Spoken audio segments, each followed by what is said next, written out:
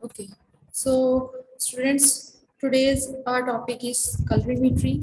So, in which first of all we discuss about in a brief about the colorimetry and photometry. As you know, photometry is the another name of colorimetry. Both terms are same.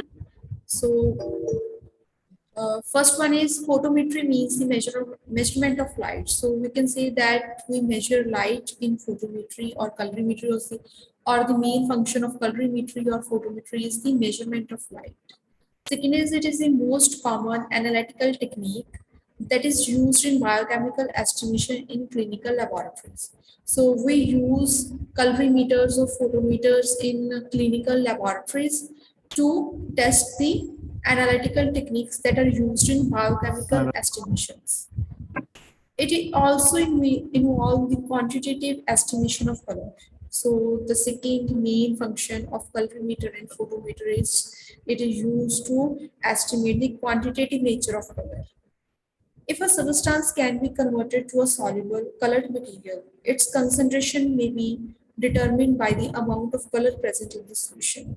So, if you want to know about the concentration of any colored material, so it is estimated from the color present, the amount of color present in that solution. Next is photometer and spectrometer are the instruments that are used for the measurement in which a photocell, a photomultiplier tube is used to detect the amount of light that passes through a colored solution from a light source. So in which we use photocell photomultiplier tube that detect the amount of light, how much light is passes through a colored solution from a light source. Next is the greatest sensitivity is obtained when the light is permitted to pass through solution is of a particular wavelength. So what kind of light is passes through that solution, it has a particular wavelength. The wavelength shows the maximum absorbance of the solution color. So that wavelength also shows the maximum absorbance of the solution color. Next is the substance is to be estimated colorimetrically, must be colored. So whatever substance we want to test colorimetrically, that substance must be colored. It must be colored, and it should be capable of forming chromogens through the addition of reagent. And when we add some kind of reagent in that solution, they are capable to form chromogens. So there are two conditions for any substance to test colorimetrically. First one is the substance should be colored, and second one is it is capable of forming chromogens throughout the addition of reagents. Next is colored substance absorb light in relation to color intensity. So whatever color substance is used, so it absorb light in relation to their color intensity. The color intensity will be proportional to the concentration of colored substance. The instrument used in this method is colorimeter or photometer, or you can also say absorptimeter. So these three instruments, all these three are very common in each other, or they are the same instruments. So we use these instruments while considering any color intensity. Next is characteristics of light. So there are some various characteristics of light. So first of all, light is a form of electromagnetic energy that travels in the form of waves. So we already know that light travels in the form of waves. The wavelength of light is the distance between two breaks of light waves. It is inversely proportional to its energy. So uh, you know how wavelength travel. It is up, down, downside. It is a ray that is upward and downward, again upward and downward. So the wavelength, what is wavelength? It is the distance between two breaks, and it is also inversely proportional to its energy. In the visible region, color of light is a function of its wavelength. So if the region is visible, then the color of light is the function of wavelength, increasing from violet toward the red color. Objects that appear colored absorb light at particular wavelength and reflect the other part of the visible spectrum, resulting in many shades of color.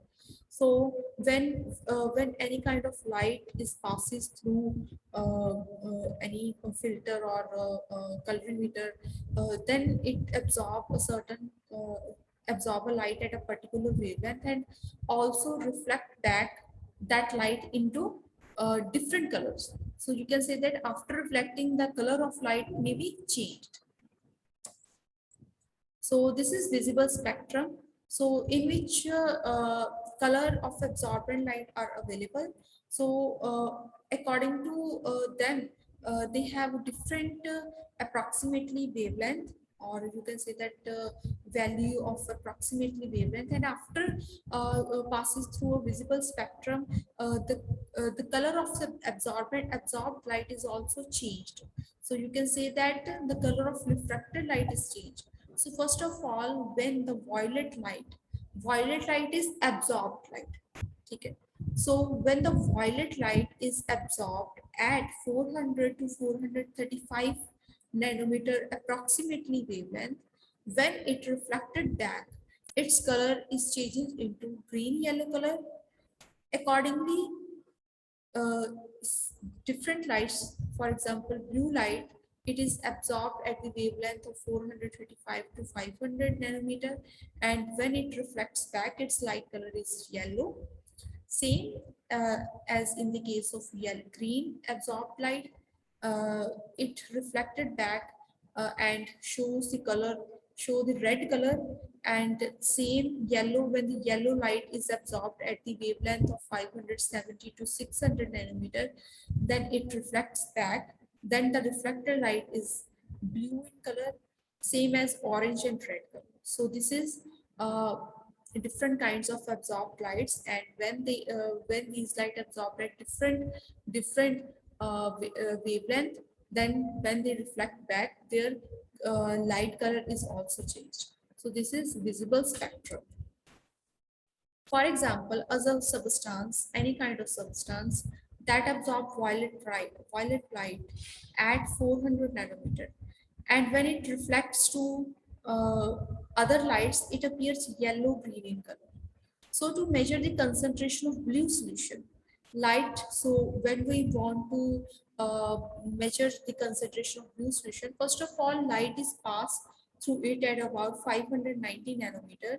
The amount of yellow light absorbed varies directly proportional to the concentration of the blue substance in the solution.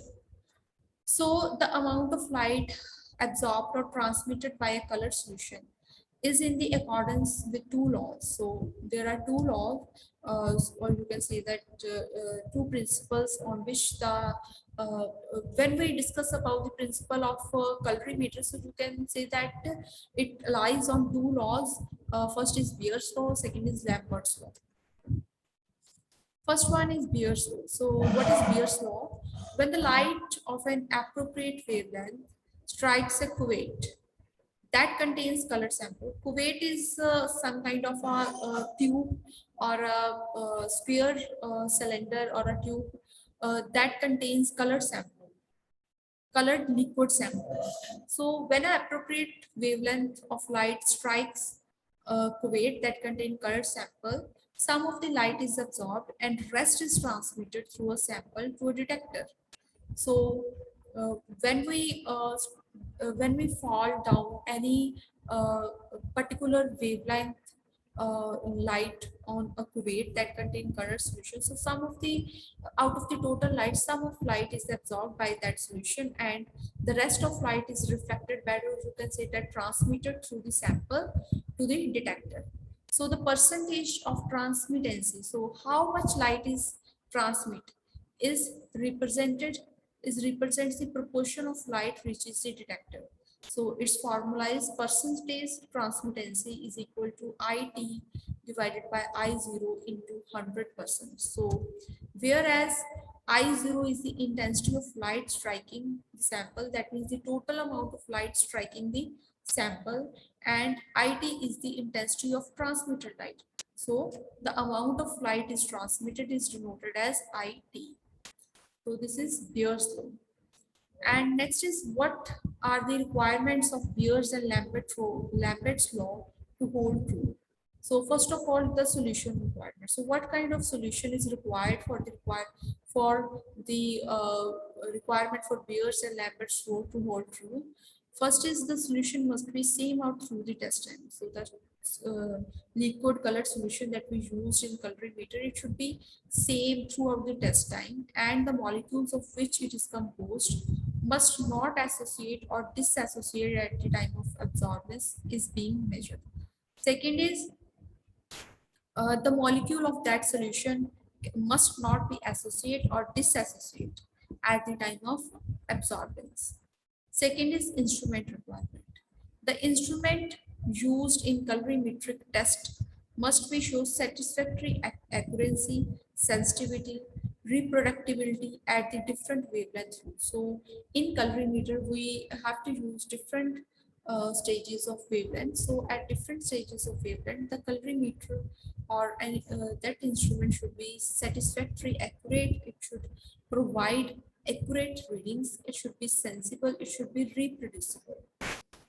Second is, the cuvettes used in the instruments must be optically matched, free from scratches and clean. So, as I told earlier, that cuvettes are made up of glass.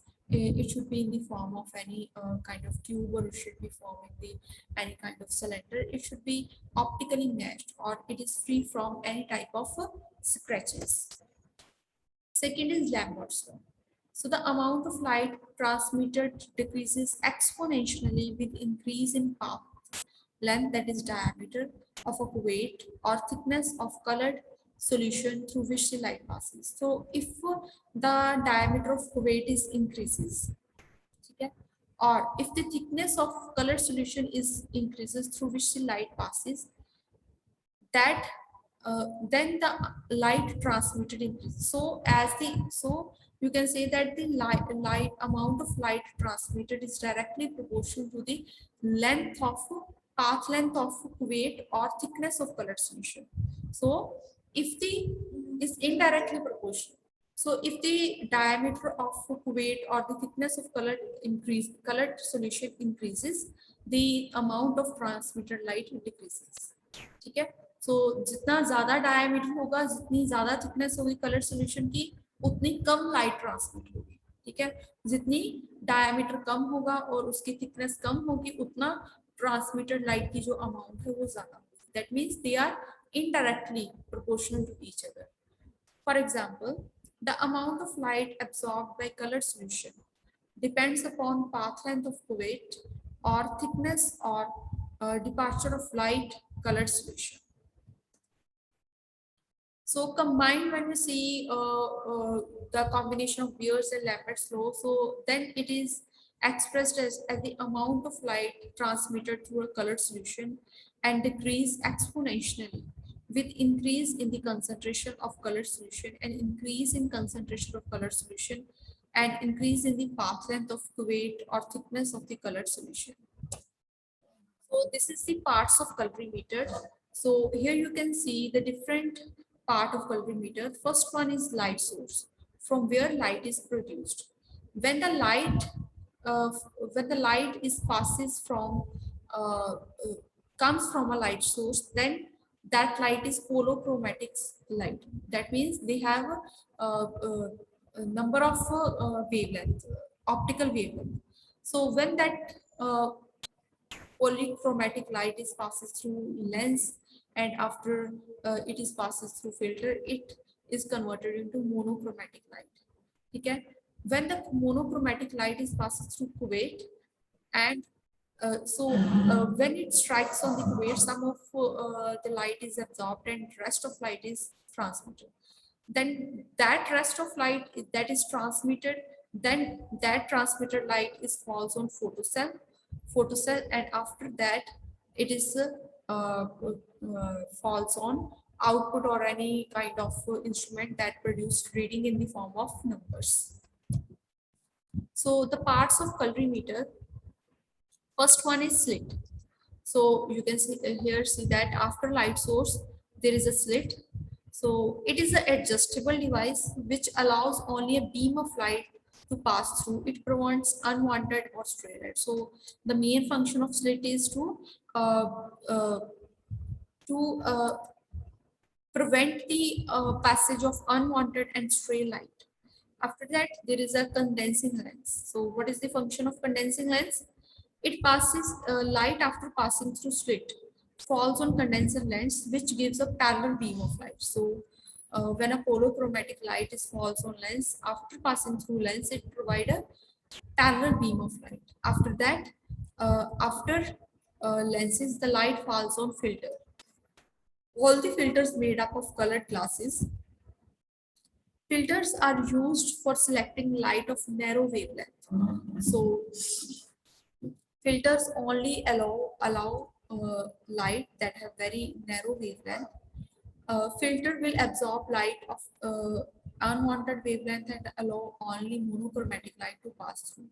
So the main function of filter is to absorb all kind of unwanted wavelengths, all lights that have unwanted wavelength, and they only allow monochromatic light to pass through. For example, when a green filter absorbs all colors except green light, which is allowed to pass through light transmitted through green filter, has a wavelength from 500 to 516 nanometer. Then the filter is also always use a complementary in color to the color of solution. So this is the function of filter. Next is cuvette, that is sample holder that contain a colored sample. So filter passes through the colored solution placed in a cuvette. It is made up of special glass or plastic or from a quartz material. It may be square, rectangular, or round in shape with fixed diameter, usually 1 centimeter, and having uniform surface. The colored solution in the cuvette absorb part of light and remaining is allowed to fall on detector. So cuvette is in the form of sphere or is in the form of rectangular round in shape. It has a diameter of 1 centimeter and it has uniform surface. It contains color solution that absorb the part of light and the remaining light is allowed to fall on detector. For example, a solution of red color transmit red light, absorb the complementary green color. So these are the functions of cuvette. Next is detector of photocell. Detector are photosensitive element which convert light energy into electrical energy. So when the light is falls on photocell, then the main function of photocell is to convert light energy into electrical energy. The electrical signal is generated is directly proportional to intensity of light falling on the detector. So the electrical signal that is generated from the detector is directly proportional to the intensity of light falling on the detector. Next is output. The electrical signal generated in photocell is measured by galvanometer. Galvanometer is a device that is used to read out the output or read out the readings, which display percent transmission and optical density. So these are the parts of colorimeter. So this is galvanometer. How the meter of galvanometer is show that show the upper reading show optical density and the lower reading show the percentage transmission. Next is use of test T, standard S and blank B. So in colorimeter estimation, it is necessary to prepare blank, standard and test. So the first is test. This solution is prepared by treating a specific volume of specimen. For example, blood, urine with reagents. So what kind of solution is to be tested? It is prepared with a specific volume of a specimen. It should be any kind of solution is prepared from blood, urine with the help of reagents. Next are standards. So prepared by treating a solution of a pure substance is of unknown concentration. So when we compare or we treat tests with the standards, so how standards made, they are prepared by treating the solution of pure substance of unknown concentration with reagents. First is primary standards. The same substance is used as standard one which is to be estimated. For example, pure glucose is taken as standard in estimation of blood glucose. So if we want to test the blood glucose or the amount of glucose present in the blood, so we take pure glucose as a standard solution. Next are the application of colorimeter. So where colorimeter is used in our daily life or in our routine. So it is used in the determination of amount of many substances in blood, urine, saliva, and other specimens. So if we want to know about different kind of protein, serum, cholesterol, urine test, so we use a colorimeter. For example, for common colorimeter assay, the determination of blood glucose, blood urea, serum protein, serum cholesterol, serum inorganic phosphate, urine 9 glucose in CSF. So these are the application of colorimeter. So this is all about colorimeter, how it works.